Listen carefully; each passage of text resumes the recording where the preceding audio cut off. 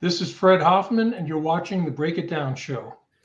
Yeah, Fred is comes to me because one of the viewers who likes your stuff and likes my stuff, a guy named Joe Grant, has said, "Hey, you got to get Fred on the show." And so you graciously said yes, and I said I'd love it. I love to talk to people, and though our world is small, I don't believe we've ever crossed paths, and maybe we've been in the same room at some point, but that's easy to do and have no idea that we've done that as well. But man, thanks for coming on the show. And I love that we get to do this and talk about complex things that you and I have enough experience to really have a nuanced conversation that it really has every chance in the world of being unique and giving folks on the outside of our world a chance to understand things at a higher level. So thanks, man. My pleasure. When you go to a party and you say what it is that you do, and look, okay, you're a professor, great, but like, what do you teach? Well, it's interesting because for the last 10 years, first at Johns Hopkins and now at Mercyhurst University, I've taught intelligence studies. And people ask, what do you mean by intelligence? And, people watch movies and they think about CIA and they think about James Bond. And as you know, it's not like that at all. It's Right. basically managing information. And what I always, in fact, when I interviewed for the job I'm in right now 5 years ago, and I was asked by the provost, what is intelligence and why should we be teaching it at a liberal arts college? And I said, well, the Germans, for example, they don't have a word for intelligence. Like if you think about the analog to CIA in Germany is the Bundesnachrichtendienst. Nachrichten is news, right? So basically Federal News Service, So I explained to her, I said, it's basically in the information age, what do you do with information? How do you assess where it comes from? How do you evaluate the reliability and the factuality of the information you've gotten? How do you aggregate it with other information? How do you deliver it to a decision maker? So I said that's the information, the intelligence process in a nutshell. And you do it in the intelligence community, the 18 entities we have in the intel community. You do it in law enforcement, and you do it in the private sector. So it's not all that, James Bond stuff and, things like that. The intelligence space too is you talk about the different entities and then you combine, and all of a sudden, you can have over 100 and they're all working to solve these problems. And we're better at communicating inter and intradepartmentally, but still, and I think Americans in general don't want us to be too communicative because we tend to want to study. Look, the next time a high-ranking Army officer says, "Hey, Pete, why don't you go ahead and collect on some Americans?" It won't be the first time.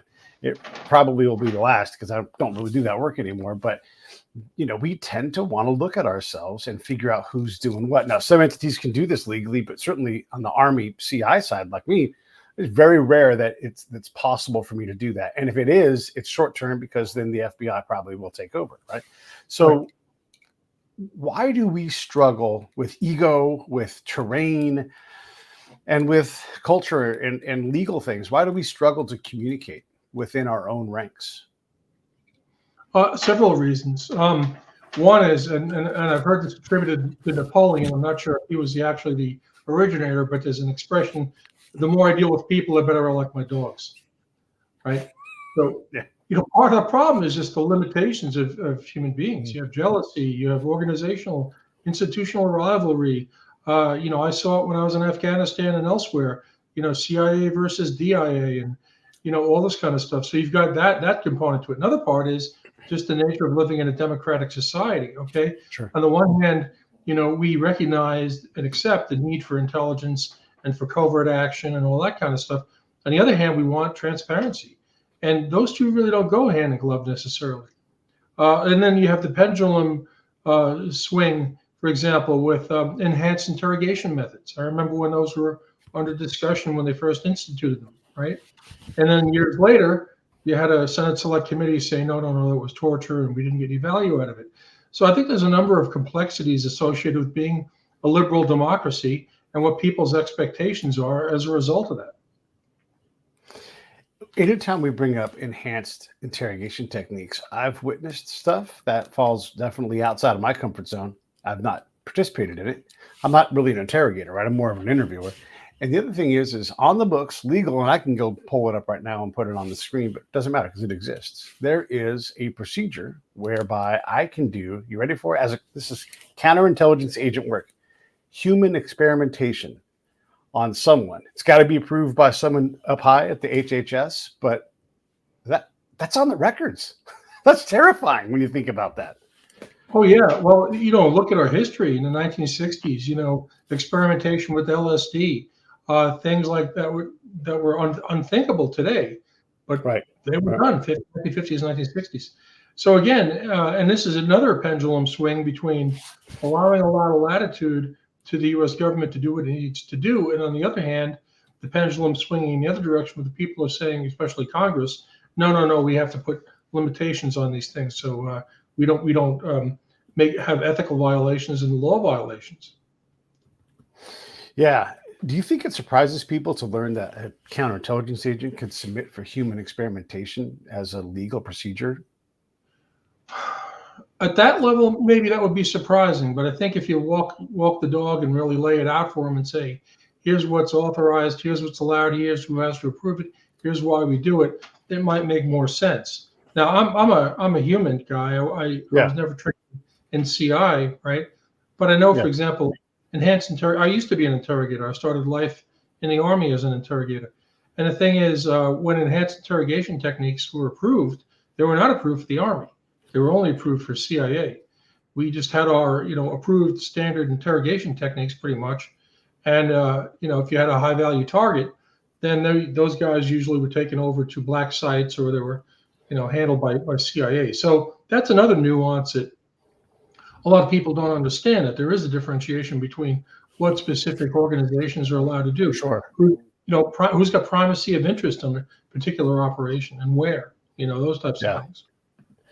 And there is there's the belief that enhanced techniques don't work, but I've seen them work. Or even the threat of that stuff. Hey, listen, and this is a true threat. Like you and I are working on a guy, and then I'm playing good cop, and I'm like, listen, Mohammed, the next thing that's going to happen is we'll be done with you, and then we're going to release you to that guy, and his name is also Mohammed, and he's from the secret Iraqi police. I can help you, but you got to talk to us. And watch that person sing. If they believe you, they're going to sing. Yeah. Well, look at Khalid Sheikh Mohammed, right? He's been in the news lately because of the plea agreement, and then that was walked back. But the bottom line is he was the number 3. He was actually the guy, the Pakistani, who went to Osama bin Laden and proposed doing the aircraft strikes into buildings. He was not a member of Al Qaeda at that point. Osama bin Laden knew about him, but he was not an Al Qaeda member. But the bottom line is he was basically their ops director for Al Qaeda. So he knew intimately not only about 9/11, but other threats that might be in the pipeline. So we had the incentive in the IC to find out what this guy knew and what was in the works. Because I'm sure you remember back then what it was like on the 12th of September 2001, right? What America was, a very different country than it is now.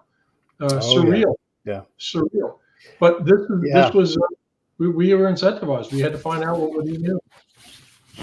I was sitting with some friends. So I was in Chicago, and I was in the reserves at the time, and I was in a transportation unit because that was my portal back into the Army. And the whole idea was designed to get me over to the intel unit that was right across the parking lot, but didn't have a direct access through for whatever reason. I had to go transportation, slide over to intel, direct commission. That was the path. So the planes hit buildings. When that second plane hit the building, I stood up from my cubicle. I went to my boss and said, I have another place to be. I have to go, because I knew it was no longer an accident. And he's like, yeah, please. And he's just like, crazy, because it's 9/11. And I'm the first guy to respond to my unit. We stayed all night because we didn't know, because Chicago, we could have been next. We didn't know. And then a couple of nights later, I'm with my friends and we're drinking and trying to just talk through it. And they're asking me what it means. And I'm like, well, one, it means that I'm going to go to war. There's just no way around this. I'm particularly skilled. And none of these guys know this guy. They don't know Pete, the spy. They just know Pete, the guy that sells computers and bounces at a bar, at the pool bar, right? And they're like, what do you mean? And I'm like, and listen, none of this stuff is gentle. So when you guys want blood, you'll get it. But you have to understand, it's it's the dogs of war. They're not gentle. The dogs of war fight each other. They tear things up and they destroy things. So you'll get your pound of flesh for sure, but it's a horrible thing. And they have no idea, because why would they know? But that's, what I encountered then. And then sure enough, we start to give them that pound of flesh and all that comes with it. And people start getting real nervous about it. Yeah, for sure.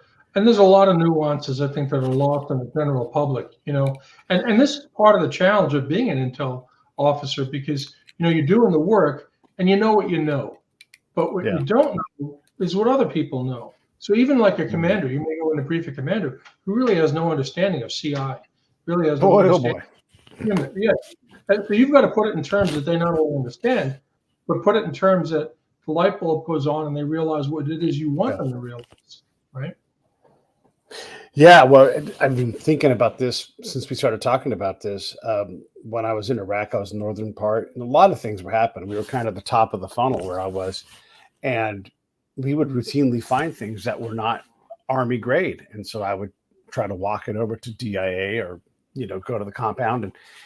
And unless you had a relationship with these folks, couldn't be bothered with a great lead, So I realized, because I was still pretty young in the job at that point, and relatively speaking, right? I knew the field job, but I didn't know how to elevate vertically my message to someone so they understood that, oh, if Pete comes and knocks, he's already pre-vetted this person. We should at least give them the professional courtesy of listening, because I hadn't earned that. And so the DIA folks don't know me, and I'm like, hey, I've got this guy. We can't really handle him. We don't have the money that he's going to need. I'm going to bring him over to you. And they're like, who are you?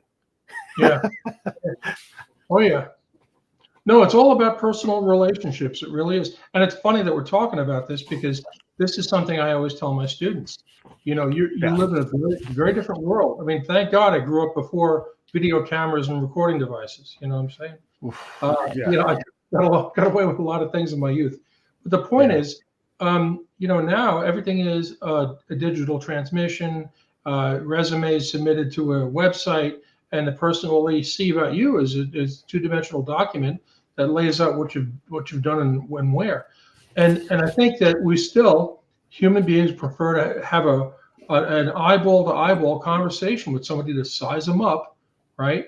And that's really what it's all about. And the same applies not only for job hunting for graduates, but just being an intel professional going in to brief somebody you've never briefed. A quick war story. So I had to go out and I had to brief a 3-star general who was a commander at a facility. And I'm kind of parsing my words for obvious reasons, because it was kind of a sensitive thing I was briefing him on. So I show up, I'm in uniform, and this is back in 2002. So this is before everything was done digitally. And I have my locked briefing bag. You probably remember those, right? And I have my briefing book, and I'm wearing my class A's, and I show up. And I was a major at the time, and the general's aide came out, and he was also a major, right? So we're the same rank as me, but he's got all his Master Blaster badges. He's an infantry guy. He's been there. He's done that, right? Because, this was 2004. I take that back, because he had been in Iraq. He had been in Afghanistan. So he had all the combat, been there, done that badges, and he sees, based on what I have, I'm an intel guy, and he kind of smirks at me. And he says, I got to tell you something. He says 2 things. Number 1, he says, the general hates intel pukes. And he says, and number two, he hates PowerPoint. So, and then he opens the door and he says, good luck. So I walk in, the general's sitting behind this massive desk, right? And, chewing on an unlit cigar. And he kind of looks up at me and he goes, oh, you're the intel guy from DC, come to brief me, give me a PowerPoint. I said, well, you're half right. He says, why? We said, what do you mean I'm half right? I said, well, I'm from DC. I am an intel guy, but I'm going to tell you a story. And I never opened up my PowerPoint. And I told him a story. I said, hey, do you remember when we needed air bases in Uzbekistan and Kyrgyzstan, and we couldn't get them, and we were able to get guys on the phone and call up buddies that they had cultivated when they were here in the States. And I said, that's how we got those air bases. And he sat back. He goes, I always wondered how we managed to do that, because these are former Soviet republics, right? So the bottom line is, wow. He says, that's interesting. I says, well, do you want to continue supporting that capability that we have? And he said, absolutely. I said, sign here. So the point is, I had a briefing. I was supposed to go out and sit down and walk him through the PowerPoint, right? and get them to sign off on this. But by telling them a story, which I could only do in a face-to-face context. I mean, here I'm doing it online, but I could kind of measure, I could read his body language and kind of see if he's snapped in if he's interested. So my point is, this is something that I really try to cultivate in our students, is the importance of networking, the importance of being able to read body language, the importance of being able to telegraph the kind of body language you want to telegraph so that they read what you want to show them. And again, it's subtle. It's subtle if you do it right, but it's very effective, Yeah. It's learning to speak commander was the real game changer for me, because I knew I could go out and collect, but I couldn't figure out how to become relevant to the command. And Intel guys always think their stuff's great, but I could look at their stuff and I could see their engagement with the command, and I'm like, you're irrelevant. You're in this back office. You write reports. No one comes and talks to you. Is the staff bugging you for more? They're like, no, they ask us questions all the time. I'm like, no, that's different. That's different. You're not driving the mission with your stuff. And we're so arrogant. We're so ego driven. And so I was desperate to understand what commanders needed, so that I was an advisor more than I was this collector. It's like, Pete, what do you think? Where should I be sending you? And I'm desperate for them to give me top cover. And I would tell them, like, I'm going to be granular focused. I'm going to give you so much ground truth. You're going to love it. But you're going to have to adjust where I need to be. And vertically what I don't know. So help me be a better version to give you what you need to adjust your unit. And I learned that from talking to commanders and having them teach me how to talk to them, because they don't have an asset like me often enough to learn how to, look at, if you ask them, how do I get boots for my troops? All day long, right? Because they've all been, I'll say a 4, you know what that means. They've all been in supply. They've all done all these other jobs, but even if they've been a 2, they rarely have a field human asset that they know how to drive. And so they sort of just jam them into one hole. And if you've got someone who's actually skilled, forget it. They don't know what to do. Right. Well, that's the other half of the problem that we were talking about earlier. So one part of the problem is you've got to be able to convey what you know. The other half of the problem is you've got to understand what they need to know and what they're really interested in, because there may not be a direct alignment between what you're all excited about, what an agent just told you, and what they need to know for the next stop. Yeah. And at least how I approached the job, I had a lot of bad news. I was a guy that had a lot of bad news, because I looked at the job ultimately like this. My job is to help the commander win more, lose less, help the enemy lose more, win less. And if I could wrap all of that in one piece of intel, then that was a golden nugget. And I would just say, boom, here you go. And a lot of it, because of our modern mission, involved the government not working, because we weren't doing our job, and every commander, and this is for the audience, every commander has 4 basic line items in a lot of modern fights. The modern fights that I worked in, for sure, was close with and destroy the enemy, protect the force, enable your enablers, and teach and train the local government, police, fire, whatever it's going to be, right? And if I can collect on any of those line items, they love it. And maybe they word it differently, but they all recognize instantly that I know what their job is. And if their unit or the people they're supporting within their unit are not giving them those results, God, they got to know about it. Because then the commander can say, hey, pull back and go, I don't need this PSYOP team here. We're going backwards with these guys. Kick them off the camp. Get me something else. Yeah. So quick war story. When I was in Bosnia, I worked out of the embassy in Bosnia. I was an assistant army attaché. Actually, it was the defense attaché and me. We were a two-person unit. And he basically said to me, I want to do all the diplomatic functions within Sarajevo. You've got the rest of the country, right? That's a lot of area to cover, but I covered. And what's interesting is, I forget if it was Rogatica or Visegrad, but you had all these NATO partners and the U.S. We had forces deployed around the country in the 3 multinational divisions, right? And in this one particular town, again, I think it was Visegrad, and it was the only inhabited area that was split between Serbs and Muslims, but you had one NATO partner that was responsible for the whole area. So they had to deal with Serbs on one hand and Muslims on the other. It was kind of a freaky thing. So I'd gone there as the assistant defense attaché to go speak with the mayor, right, female, right, who was a Serb, and we had a tense conversation in the beginning because, I mean, you remember from those days, we had bombed the Serbs and Bosnian Serbs and all that. But it warmed up a little bit. And then by the end of the conversation, she says, I got to tell you something. And this was something I went back and I told our commander. She said, the Portuguese, she says, they do a great job here because when you Americans roll through, you come through, you're in your armored vehicles, your body armor, you've got helmets on, hands on the weapons, you've got rounds in the machine guns, you're ready to fight, okay? And this was, force protection 101. This is how we operated at that point in that area. She says, but when the Portuguese come, it's soft caps, they're on their foot patrols, they come in, they know us by name, and they come and they chat with us and they interact with us. And she says, and we have a much better feeling about them than we do about dealing with the Americans, because the Americans are kind of, conveying this image. So I said, yeah, it's really fascinating. And here again, it's not a recruited asset, but phenomenal human, because when I went back and I reported that, we actually changed the way we operated in that area and how people rolled through and how they interacted with folks. So, sometimes you have a really good asset and you do what you're tasked to do. Other times, dumb luck surfaces and you have an opportunity to meet with somebody who really gives you a nugget that's a phenomenal value to your commander. Yeah, man, you're seeing a lot of. I want to back up. What year were you in Bosnia? Let me just back up and say that. 97, 98, yeah. 97. Right. And then how was the security level for you to leave camp? Like, what was like the rule back then? Like, how mobile were you? Well, I had mobility all around the country because I was affiliated with the embassy, right? That's what got me. That's what enabled me to do that, because even though I traveled most of the time in uniform, almost all the time in uniform, it was, you know what I mean? I had a black passport, diplomatic status, yada yada. So we had our multinational division, but I was able to go to like M&D Southeast, I think it was. The French were in charge. Yeah. You didn't have Americans really in any kind of size down there, right? Yeah. Go to Mosul, right? I went wherever I needed to go. So I had and I'm asking because I didn't have that. I had a lot of mobility, but I was there in 96. So I had 2 vehicle convoys within my little camp cluster area.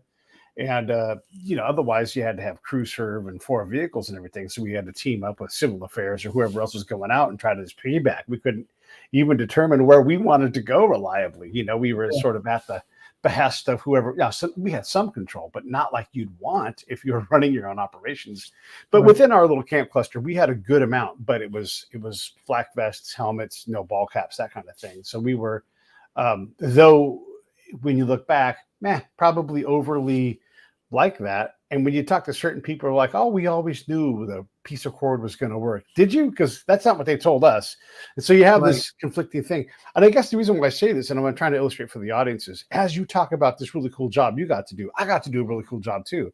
We were told if you walk off the path, you're going to get blown up by a mine. And there's like biker gangs that are hoarding weapons, and they're just waiting for us to leave so they can fire off all these weapons, and they're going to ethnically cleanse. And then you go and see the graveyards, but the ethnic cleansing had just happened, and the dirt is freshly on these graves. I mean, it's intense. And so you're trying to sort all this out in real time. And by the way, there is no big briefing book of like, this is Abu bad guy, like this is this name. We had to go invent that, right? And so when I'm asking you what year you were there, we had only just begun that work. It's all still, and you can't vet it. It's just there, and then you guys may want to use it, you may not, and it's just so hard to, in that era, like digital was starting, but we didn't have big databases, and so it's almost reinvented every year, and it's such a challenge. And so that's why one thing I wanted to talk about that, because it's all just like, you're just jumping into a lake and they're like, go swim somewhere. And you're like, where? And oh, by the way, carry this anchor with you. And you're like, really? They don't make it easy. And then the next job's totally different. Yeah. Yeah. And there was a big difference between 96 and when I got there in 97. Sounds big like difference. Yeah. Because the day before Jordan came out in 95. So when we went there in 96, I mean, nobody, it was all brand new. It was all brand new. And like you said, a lot of those graves were, still pretty fresh. They were really fresh. Yeah. A lot of the homes were still knocked down. Yeah, and so when you're collecting, you're trying to prevent that from happening, and you're also trying to prevent yourselves from getting blown up, because nobody Yeah. felt very protected, right? And so you're really working hard on that job. And I guess when you did your job, you're doing it for the embassy, right? So you've got you don't have that immediate force protection. How do I keep all these 7 base clusters alive, right? What is Right. your driving thing, and how do you organize a whole country? Because you've got this giant footprint. And how do you move about the battlefield, even if it's permissive? How do you move about the battlefield to deal with that? Yeah, well, I had the benefit of being I was certified as a reserve attaché. So I went to the attaché course. I had been Okay. served as a reserve attaché actually for a dozen years in Berlin in Germany. I was also certified for China. So I knew what I was supposed to be able to do. But when you've got a place that had been at war, a brutal civil war that went on from 92 to 95, Yeah. that's a whole different ball of wax. You know what I mean? Yeah. Yeah. And Yeah. and I had to deal with all 3 parties. And what's funny, and I'm sure you can relate to this, and this will probably resonate with your own experience, but you could talk to somebody who was a Bosniak, a Serb, a Croat. They'd be very intelligent. Maybe they traveled to the West. Maybe they spoke really good English. And you're like, wow, this person is really sophisticated and on point. And then you start talking about politics, and that person transforms into Frankenstein right in front of your eyes. You know what I mean? Physically, you'd see it. Yeah. I had a quick war story. I had one instance where I was going to meet a Bosnian Serb. It was in Yaharina. Yaharina is outside of Sarajevo. So the Bosnian Serbs had that area. And I was going to meet this guy. And I ended up getting jammed up with some small little town that had a drive-through, and they had some kind of a protest. And so I got there a little bit late, maybe 20 minutes late. And he said to me, he says, why were you delayed? Just making conversation. I said, well, I had a protest in this town, and he knew this town was Bosniak. And this guy, he turns around and he says to me, if you want, I'll send my guys down there and we'll kill all those MFs, and you'll never get delayed again. And I'm like, might want to rethink that. Appreciate the offer, Right. where you're coming from, but no. But this guy loved his kids, loved his dogs, right? He was, an awesome individual, but he made that transition on a dime. Just turned around and said something like that. I had the good fortune of playing a lot of basketball before I joined the Army. And so I knew that Drazen Petrovic, and he was on the national team along with Vlade Divac and that kind of thing. And I read about how those guys grew apart because of their political separation. And so I knew of that. I don't want to act like I was a scholar on it or anything. But when I got there, I would go talk to the local interpreters that we had hired. And it was amazing because you get this very basic briefing from the Army because that's all they can do. And the Army does not know how to train. Maybe now they're better, but they don't know how to train CI people, human people, pre-deployment, so that they know that they're walking into it. Like, hey, let's try to not get you killed, and let's teach you tactics and techniques for combat. But then you actually have to go do your job. You have to figure that out on your own. That's kind of how they treat that. At least that's from my experience. Yeah. So you talk to the interpreters, you spend a lot of time with them, and then one guy's like, I'm like, I love to learn funny words. What's whooping cough? And he's like, you just say whooping cough. That kind of thing. And he's like, yeah. So he's like, I'm a Bosnian Serb, and I'm just making these stories up, but there's 100 different variations of this. He's like, but my grandfather was from Dalmatia. And I'm like, well, how does that work? He's like, well, he's Croatian. And I'm like, okay, so you're a Bosnian Serb Croat? And he's like, actually, it's a little more complicated than that. And I'm like, how can it be more complicated than you're all 3 parties? He's like, oh, Pete, there's way more than 3 parties in this whole thing. And you start to understand that this is way more complex than you want it to be. He's like, there's inter and intra fighting as well. So sometimes there's this vendettas that have been old because Tito created these rivalries, and then we had a chance to settle them. And you're like, what? And it's just, you can't even imagine what you haven't even thought of in terms of collection. Oh yeah, most definitely. Well, in Iraq, they came up with this human terrain system. Have you heard about that? All right, I've worked at it. Yeah. Oh, okay, yeah. So but I think this was one of those things on the bumper sticker level. It made a lot of sense, but in terms of execution, it was really hard to do because on the one hand, right, you've got academics who understand what does it mean to be a Bosniak, what does it mean to be a Croat or Serb, Same thing, take it to Afghanistan. And in Afghanistan, the same thing. You had multiple different groups, and probably the only thing that they had in common with one another were two things: how much they hated each other and how much they hated us. They hated us more than anything else. So, those are the two kind of facts of life we had to deal with. But the bottom line is, I think the key to success in doing human intelligence and probably counterintelligence is having that cultural understanding that you know the significant, like Battle of Kosovo Polia. They lost 1389, and that's like the big celebrated celebration, right, for Serbs. You got to understand that. You got to understand why that matters, what it means, right? Yeah, and a thing that took me a long time to figure out, and I didn't figure this out until almost the end of my time working, was we have a separation of church and state, but most other countries don't. And if you ignore religion, you're ignoring a major, powerful force that's being used against you. And you look at what happens with the with radical Islamists and what they did when they went into the former Yugoslavian states and how they inculcated, like, hey, they used religion and they did it well, and we ignored it. Like, nobody cares about religion. And no, and the Orthodox, boy, we ignored that completely too. Yeah. And this really came back to bite us in Iraq. Sure. Right? We went in there because of the WMD agenda, searched around, found there weren't any. But in the meantime, you had Saddam Hussein, who was from the minority Shia, or Sunni rather. Yeah. So Saddam Hussein out of Tikrit, right? And he had his little cluster of fellow Tikritis, who are also Sunnis, but they were the minority in Iraq.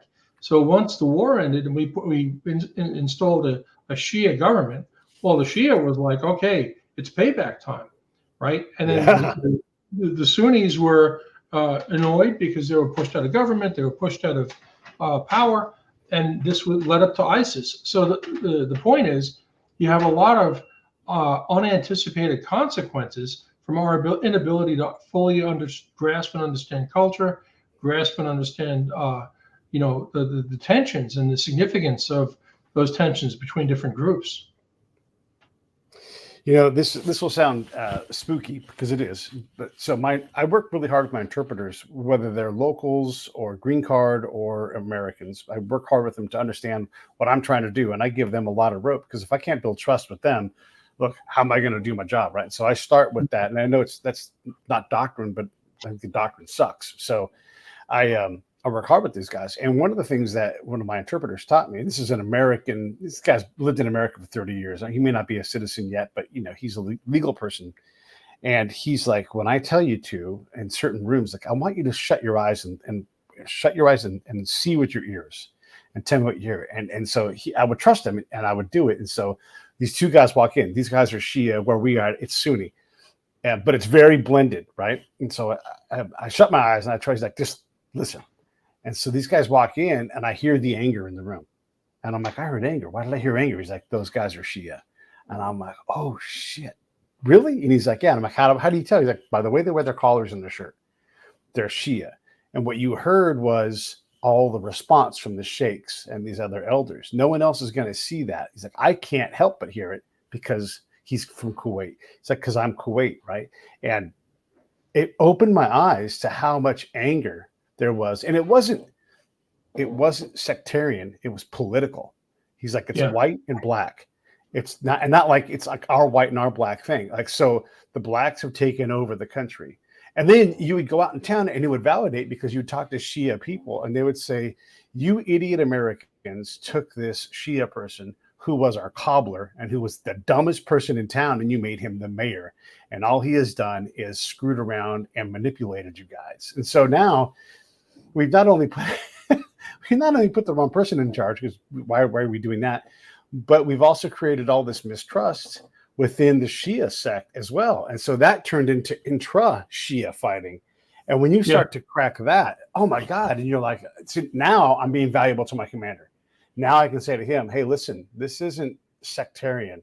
They don't really care about religion here. Believe them when they say that. And to prove a point, and I'm being a little long-winded here, but I'm going to let you go in a sec. To prove a point to that particular commander, it was during Ramadan, and I said to the Muqaddam, the colonel that we were talking to, and I know the answers to these questions, right? But I asked him on purpose. So I'll say, hey, how do you deal with Ramadan? Like, is it inappropriate for me to drink water? I don't want to offend you. And he's like, Pete, you know these answers. And I'm like, but I want to know your answer. He's like, do you like whiskey? And I'm like, of course I like whiskey. He's like, do you want some right now? And I'm like, of course I want some right now. Because I'm a seasoned, I know what to do, right? So he pulls open his drawer, pulls out the whiskey bottle. My commander's looking at me like I'm insane. How in the hell did I get this Iraqi colonel to pull out whiskey and open it for publicly like that? And the colonel's not going to take a drink. Sometimes they do, sometimes they don't. But I am. And so I'm out there. I am connecting. I'm establishing these things. And I'm also, in my own way, teaching my colonel, based upon my experience, how to drive his unit better. Yeah, definitely. But you learn that in Bosnia, and you learn that in all these different places, and going along and listening to your interpreter and going, always talk to the interpreters. Go into the interpreter choose and talk to these guys. When they play dice, go in there and hang out with them because they're invaluable. Their phones ring. They talk to the locals. And so much as I could, I would go in there. Or I'd have one of the interpreters that worked with me, like, just go hang out in there and just talk to me about what you get out of there, And they would be invaluable, that resource, because I wasn't just focused on where's the bad guy. And by not focusing on that, I found a lot more of that stuff. Right. Well, I'll tell you, being able to successfully work with an interpreter is a skill set in and of itself. It really is. And so, for example, we were always taught, you don't want, for example, whatever statement I say, if you're my interpreter, you should say exactly what I say and how I say it, right? You don't say, he said this. You just say it as if you're me, right? That's how we train our interpreters to work. And I actually had to throw an interpreter out of a meeting one time. I was in Shkin on the Afghan-Pakistan border. And bottom line, the backstory was I got called down there because all of a sudden we had 36 Afghans converge on this little hamlet outside of this fire base we had there in the middle of the night, dark 30, and like literally 30 some odd Afghans suddenly converge in vehicles. So we rolled these guys up, brought them in, and had to interrogate them. Well, the interpreter I had was not doing that. He was kind of going out for freelancing, and you can't have that, right? Right. You have freelancing because when you're interrogating somebody or debriefing somebody, you've got things you want to try to find out. You've got ways of expressing yourself. You've got a game plan in your head. What am I saying? In what order? How am I saying it? And if that Turk is playing ball, let alone going off the reservation and saying things you didn't say, you're not really, you know what I mean? So I actually had to go. I had to go over to. It was a SEAL team, and the SEALs had an interpreter. I said, "Hey, can I borrow your guy?" And this guy, fortunately, was, fluent in Afghan. In this case, it was Dari. He was Pashto. It was Pashto. Okay. He was as fluent in Pashto as he was in English. So it went swimmingly. It was exactly what I needed. But if I had stuck with the first guy, it would have been a horror show because I can't rely on him to ask what I wanted. I can't rely on his translation being accurate or any of that kind of stuff. So this is definitely an underappreciated skill set working with the Turk. It is. It's something that Pete would say, if I had the ability to change anything, I would make that a specific designated skill, a professional skill with multiple levels of classes. And I don't disagree with what you're saying. And I also think that you can go to a higher level with the right trust building program and get to the point. So like my partner and I, we would go out, right, my interpreter, and we would have these conversations. And so a lot of it's just like us just combing through things because you have access and we have access and we're on these patrols. And so we would say, hey, what's just a small problem that we should be able to fix? It's just a great entry question to get the person talking. And then as soon as I speak enough Arabic at this point that I can hear, I can't speak, but I can understand it. And so when they say bad electricity, bad water, I look at Night Train and I go, Maku Mai, Maku Karabab, and I go like that. And he knows to give the speech. And he's like, yeah, we hear this all the time. He knows bad electricity, bad water. Tell us something that we can fix right now.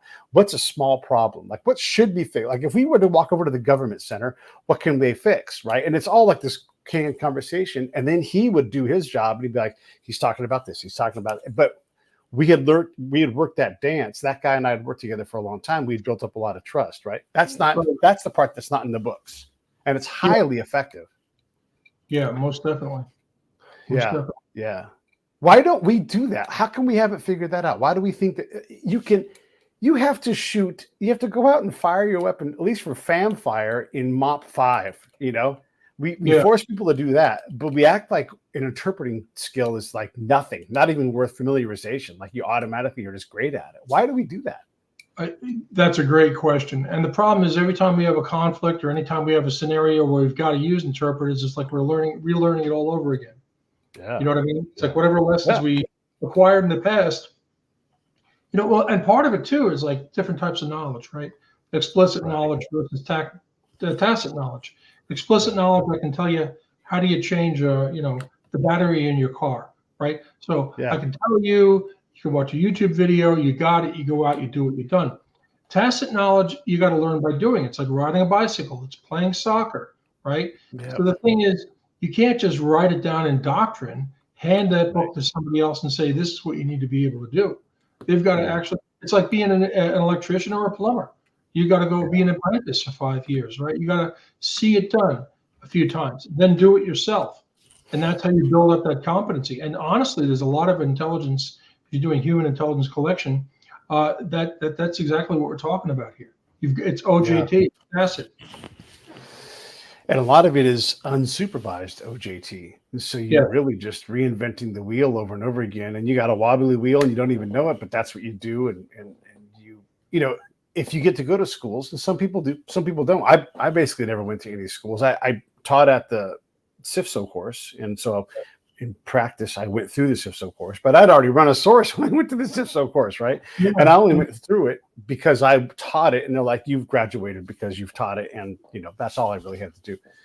But yeah, I mean, who's reliably better than the person they're sitting in front of? It's so hard to know tactically. And then, like, if you do a strategic mission, and the next one is this hyper tactical human mission that has no interrogation, you've got to try to stay in front of your troops. Yes, you can troop them up and do troop stuff, but how do you reliably stay in front of the person and be like, hey, here's where you need to improve? It's very challenging in our field.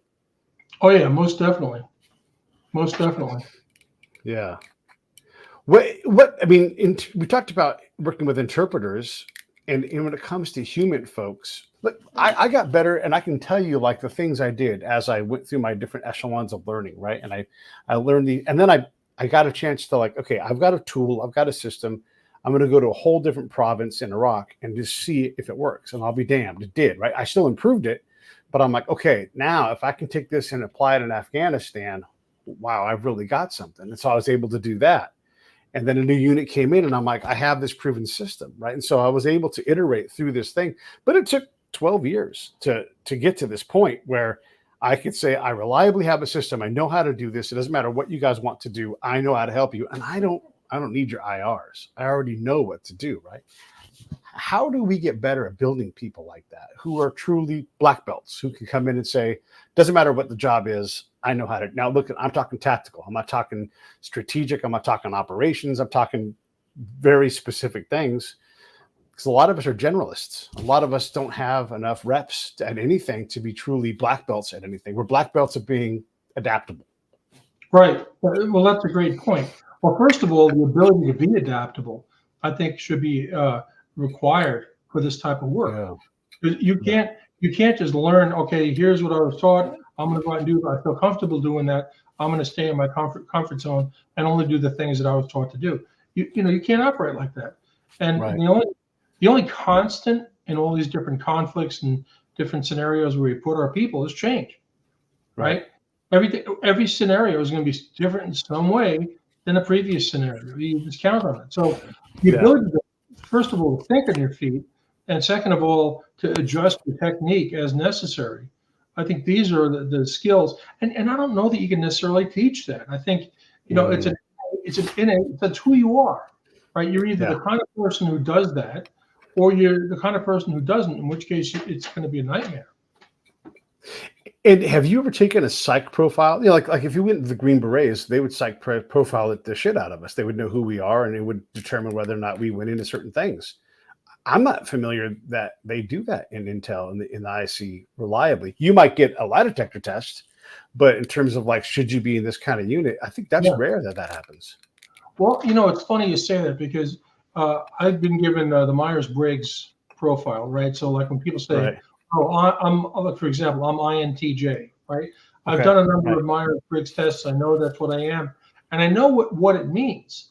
And what's Right. funny is, in my case at least, it's spot on. It tells me what I'm really good at and what I'm maybe not so good at, and it also gives me a little warning as to, hey, you may have a tendency to be A, B, and C, and it's really useful to know that. In fact, I have a human intelligence class that I teach now, and I make them Right. take the Myers-Briggs. And part of what the process is I walk them through and say, these are what these different categories mean. And if you're honest in your answers, and people generally are, you'll have a better understanding of what your strengths and weaknesses and tendencies are, Mm-hmm. right? Mm-hmm. So, and that's just like one snippet of understanding. You got to really understand yourself well if you're going to be a human intelligence officer. You really do. You really do. And you've got to have some thick skin. You've got to be willing to get fired because people are going to hate you. They're just not going to get you, you know? I mean, it's funny. I'm an EFNP, right? And some of that stuff should determine where you work within the community too, because it's easy to say, oh, look at what Pete does. He gets to go out and drink and talk to sheikhs. I want to go do that.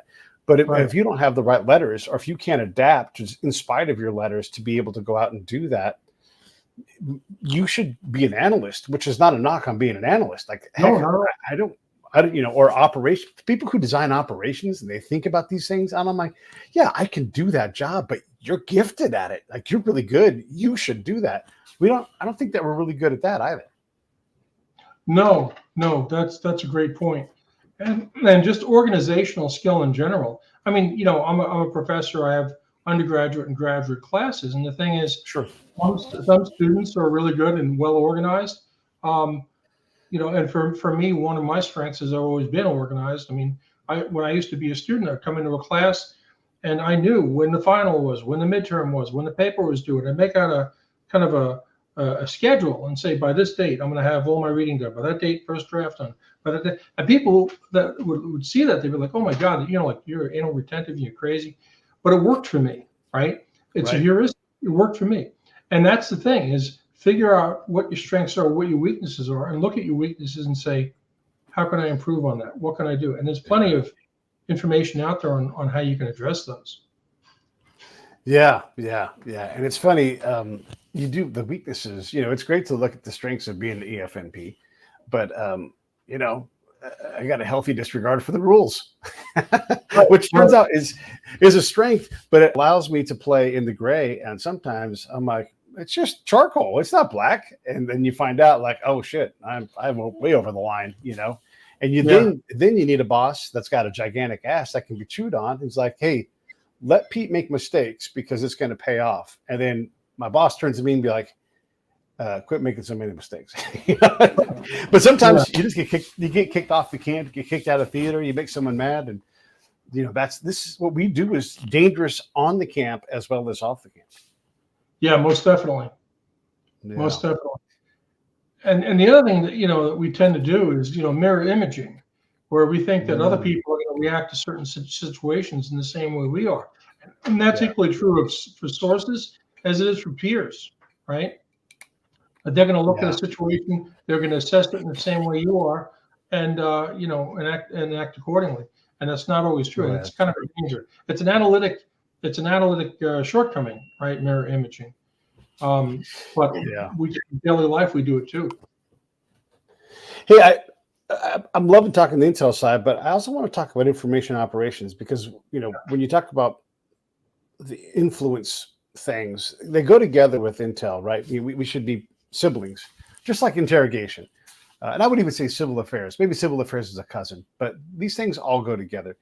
When we look at what happens day to day in the news and in society, I see, like, to me, when you label something big oil, big tech, big pharma, big Apple, or big this, that's influence operations. You're making me have a negative lean on something, right? And that's just a small example of things.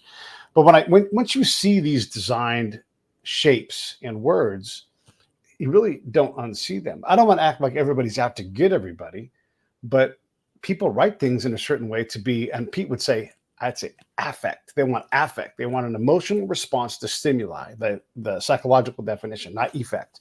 And if I can create an affect, last night Elon Musk interviewed or had a conversation with Donald Trump. That created a lot of affect, good, bad, everything else. If you can take that and channel that in the way that benefits your outcome, it'll beat effect every day of the week. Yeah, most definitely. I'm actually working on a book, finishing up a book actually on disinformation. And, disinformation kind of ties into this because not only nation states and subnational actors like Hezbollah and ISIS, they also use disinformation. Companies use disinformation too, right? Sure. So basically crafting a lie, disseminating a lie because you're trying to get a target audience to think a certain way, right? And this goes back to propaganda. Propaganda has been around since 1600s. And what propaganda is, right, is to make you react emotionally to what you're being told and not cognitively. So in other words, I'm not going to think about what you just told me and analyze it analytically, right? I'm going to react emotionally. So Dr. Seuss, World War II, perfect example, right? Dr. Seuss, who wrote all those Dr. Seuss books, World War II, he's drawing these caricatures of Hitler and Tojo and all these other enemies, right? And making them look like animals, right? Well, it's propaganda because you're supposed to look, that, Tojo doesn't look like a monkey and Hitler doesn't look like he's being depicted, but you're getting a visceral, emotional reaction. And that's really what the Russians are particularly good at. Russia, and what's interesting is the countries that are good at disinformation, what they have in common is they're autocratic. They're autocratic, right? So they disseminate these different storylines to us. Our shortcoming, one of our shortcomings as a liberal democracy is we've got all this information that's out there, right? And it's freely available, and we've got to figure out, and here again, back to being a human officer, right? Well, how reliable is that source of information? How reliable is this particular bit of information itself? What is the information based on, right? And quite frankly, we as human beings, we don't have the time or the inclination to sit down and do a scrub on every bit of information we get. We just don't, right? So the bottom line is disinformation is very powerful for the countries that practice it. A quick war story, right? So in China, Abbott Laboratories was a leading company in northern China selling baby milk. And all of a sudden, down in Hong Kong, there was a news item showed up on the internet and social media saying that Abbott baby milk was tainted. So people up in the north, they found out about it, they stopped buying it.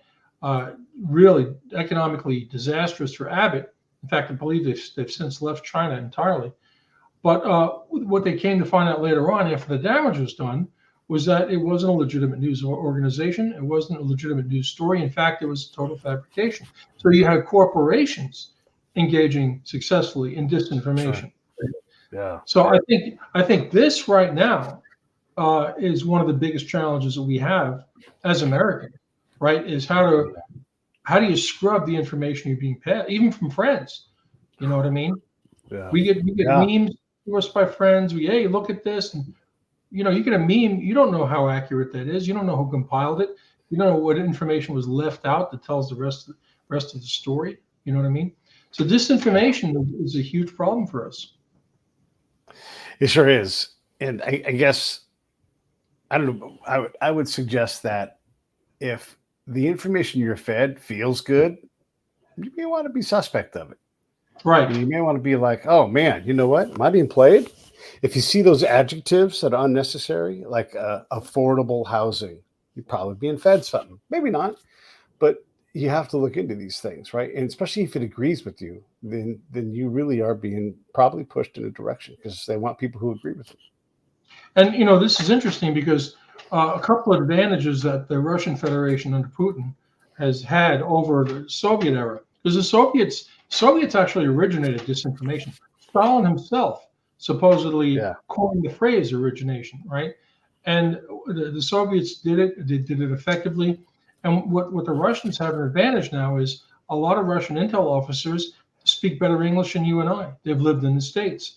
They've traveled, right? They understand the target audiences better than the target audiences understand themselves. So they know what people already believe. So if they pass you something online okay, and just think in the context of the online experience, right? I see a meme, I see a post, and it aligns with what I already believe. I'm likely to believe it and forward it to my friends. Yeah, yeah. Yeah, and even if you have someone who disagrees with it, you still got that critical engagement, and that feeds the algorithmic spin doctor, and just Yeah, and it gets seen by more people and creates more engagement and chaos. You can control things better when there's chaos. yeah, yeah, yeah. Yeah. So look, we've done almost an hour here, and I don't want to take the whole time. And we can talk about psychological operations more, but what do you want to talk? I've beat you up for almost an hour, and you've been great about it. But what do you want to talk about? Well, I mean, I think the challenge for us today in the United States as Americans is this issue of disinformation. I think this is really a problem we got to get our head around, because the Russians do it, China does it, Iran does it, even North Korea does it to a limited extent, right? And the problem is it's a relentless barrage, and we have not yet figured out how to effectively counter it. So, for example, when the government tried to do it, all right, in the last two election cycles, because there was a lot of attempts at election manipulation, right? Trying to target audiences. Think about this: target audiences in the 6 or 8 swing states, right? What do those audiences already believe? What do they get mad about? What do they want to see in the government? And we'll start pumping in messages, right? We'll use bots. We'll use, for example, Prigozhin, right? The Russian Prigozhin. One of his claims to fame was, and what's interesting is he started off as Putin's hot dog vendor, right? He used to sell Putin, kid you not, right? Selling Putin hot dogs off a boat he had in St. Petersburg. So Prigozhin, for less than the cost of a Russian fighter jet, right? He was able to get a building in St. Petersburg, fill it with the Internet Research Agency, and there wasn't any research involved. It was guys with bots and trolls and going online, and maybe let's say 100 people that were massively pushing out these tailored messages to unsuspecting Americans. And the problem is, and this goes back to our early part of the conversation, we talked about the nature of American society, where on the one hand we want to have effective operations, we want to have effective intelligence. On the other hand, we don't want to have our civil liberties trampled on. We don't want to right. We don't want to have too much government. So you've got that push and pull on those two ends of the spectrum.